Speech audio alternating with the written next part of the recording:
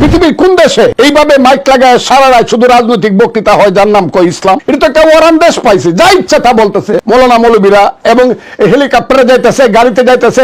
বাংলাদেশে কোনো মৌলবাদী দল এখানে ক্ষমতায় আসবে তার কোনো সম্ভাবনা নাই। ভাইরে, আজকাল বিএনপির মহাসচিব মির্জা ফখরুল সাহেব কি উড়ন্ত পাতা সেবন করে মাইকের সামনে চলে আসে নাকি? না মানে কখন কোথায় কি বলতে হবে সেটাও আজকাল তিনি ভুলে যাচ্ছেন। নির্বাচন বলে জিকির করতে করতে হয়তো বেচারার মাথায় শর্ট সার্কিট হয়ে গিয়েছে। বাংলাদেশের যদি কোনো আলেম এখন ঐক্যবদ্ধ হয় তাতে আবার আপনার জেলাসির কি আছে বলেন? আলেমরা এত 16 বছর পর্যন্ত আমরা বললাম আলেমরা বসতে পারে না, আলেমরা খাইতে পারে না, তখন বললাম আলেমরা কেন বসে না? এখন আবার আলেম বসছে, আপনি আমি তাদেরকে প্রতিদ্বন্দ্বী বানানোর যুক্তি তো নাই। বসতে ভালো কথা, আলেম বসুক, আলেম খাক, আলেম মিলাদ করুক, আলেম নেতৃত্ব দিক, তাতে আবার কি সমস্যা? সম্মানিত দর্শক মণ্ডলী, 16টা বছর যে রাজনৈতিক দলগুলোর দাবি ছিল যে দেশে যদি আলেমুলামারা একতাবদ্ধ হন তাহলে বাতিলরা পিছু হটতে বাধ্য হবে। এবার যখন ফ্যাসিস্ট সরকারের পতন হয়েছে এবং আলেমুলামারা একতাবদ্ধ হয়েছেন, তখন তাদেরই অন্তর্জালা শুরু হয়ে গিয়েছে এবং তারা আলেম বিদ্বেষী এমন সব মন্তব্য করতে শুরু করে দিয়েছেন যা শুনলে আপনি রীতিমতো অবাক হয়ে যাবেন। আর এ নিয়ে আজকের ভিডিওতে থাকছে বিস্তারিত প্রতিবেদন। তাই আজকের ভিডিওটি সব মিলিয়ে অত্যন্ত গুরুত্বপূর্ণ হতে যাচ্ছে। 1 সেকেন্ড না টেনে ধৈর্য সহকারে পুরো ভিডিওটি দেখার জন্য আহ্বান করছি। আর একটি ছোট্ট রিকোয়েস্ট করছি, তা হলো যদি আপনি আমাদের এই চ্যানেলে নতুন দর্শক হয়ে থাকেন, অবশ্যই আমাদের এই চ্যানেলটি সাবস্ক্রাইব করে একটি লাইক দিয়ে পাশে থাকা বেল বাটনটি অন করে দিবেন। তাই আর কথা নয়, চলুন সরাসরি আমরা ভিডিওতে চলে যাই। কেউ কি কখনো বলতে পারে কোরআন আর রাজনীতির সাথে কোনো সম্পর্ক নাই?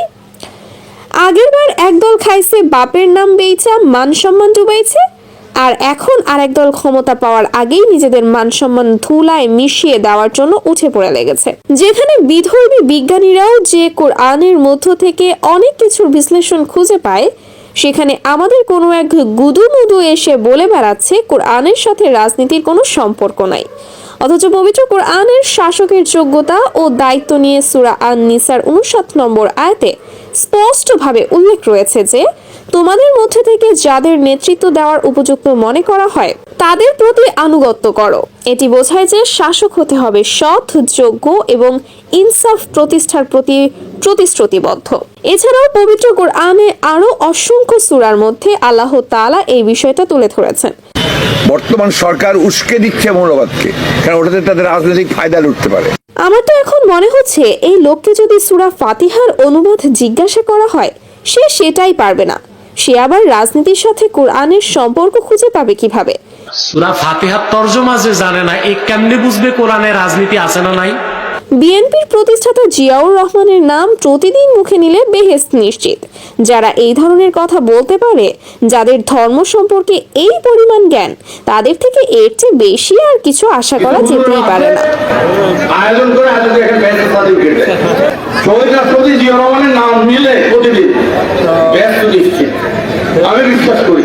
তাদের থেকে যদি বেশি কিছু আশা করতে চান তাহলে সেই আগের মতন ধরা খাওয়ার এক পূর্ব প্রস্তুতি নিতে হবে।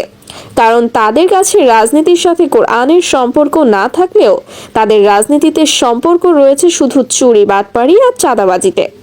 এদের রাজনীতির সাথে সম্পর্ক থাকবে কিভাবে যারা রাতের বেলায় অন্যের বাড়ির গরু চুরি করে ভুরিভোজের উৎসব করতে পারে? কৃষকের গরু চুরি করে দলীয় কর্মী সমর্থকদের জন্য বিরিয়ানি ভোজের আয়োজন করেছিলেন ইউনিয়ন বিএনপি নেতা।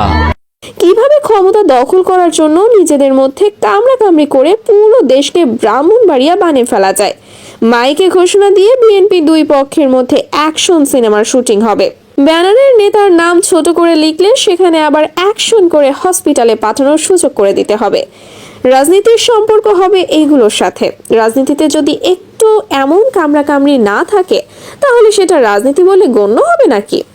আপনারাও না এই বয়সে একটি লোককে ভুল বোঝা শুরু করেছেন। সে একটু আমাদের কাদের কাকুর খালি জায়গা পূরণ করতেছে, সেটাও কি এখন পূরণ করতে দিবেন না? যেখানে প্রকৃতি খালি জায়গা পছন্দ করে না সেখানে আপনি কেন কাদের কাকুর জায়গা পূরণ করতে দেবেন না? এসব দেখেই দেশের যুব সমাজ বলছে ফখরুল কাকার সাথেই হয়তো কোরআনের সম্পর্ক নাই। আর মনে হয় সেটাই বলতে গিয়ে মুখ ফসকে বলে ফেলেছে রাজনীতির সাথে কোরআনের কোনো সম্পর্ক নাই। এর আগে তো তিনি বলেছিলেন রবীন্দ্রনাথ ঠাকুর ও কাজী নজরুল ইসলাম বিএনপির পাশে ছিল। সে 2 দিন পর পর এইসব ডায়লগ কেন দেয় সেটা বুঝতেই আমাদের মাথার উপর দিয়ে যায়। তাকে আটকানোর জন্য কেউ নাই নাকি? সেও কি আজকাল টিকটকারদের মতন ভাইরাল হতে এক এক সময় এক এক কমেডি মার্কা কথা বলে আলোচনায় থাকতে চায় নাকি? একের পর এক চমক দেখাচ্ছে 5ই আগস্টের পর জামাতের বর্তমান আমির ডাক্তার শফিকুর রহমান। যথেষ্ট মেধাবী একজন ব্যক্তিত্ব, পাশাপাশি উনি ওনার ব্যক্তি জীবনে কিন্তু খুবই সফল একজন মানুষ, ব্যবসা সম্মানিত দর্শক মণ্ডলী, 16টা বছর যে রাজনৈতিক দলগুলো বারবার এ দাবি করে এসেছিল যে যদি বাংলাদেশে আলেম ওলামারা একতাবদ্ধ হন তাহলে নাস্তিক সহ সকল বাতিলপন্থী দলরা পিছু হটতে বাধ্য হবে। এবার তারাই আলেমদের বিরুদ্ধে লেগে গিয়েছেন। আলেমরা হেলিকপ্টারে ওয়াজ মাহফিলে যান, আলেম ওলামাদের মাহফিলে লক্ষাধিক মানুষের সমাবেশ ঘটে। আলেম ওলামারা একতাবদ্ধ হয়েছেন।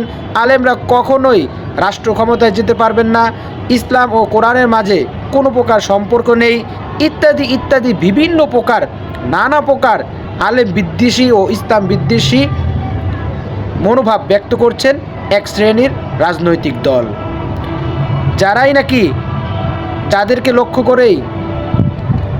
লক্ষ্য করে না হলেও যারা নিজেদের গায়ে মাখিয়ে এ কথাটি নিজেদের দিকেই ইঙ্গিত করেছিলেন যে তা একদল খেয়েছে আর একদল খাওয়ার জন্য রেডি হয়ে আছে।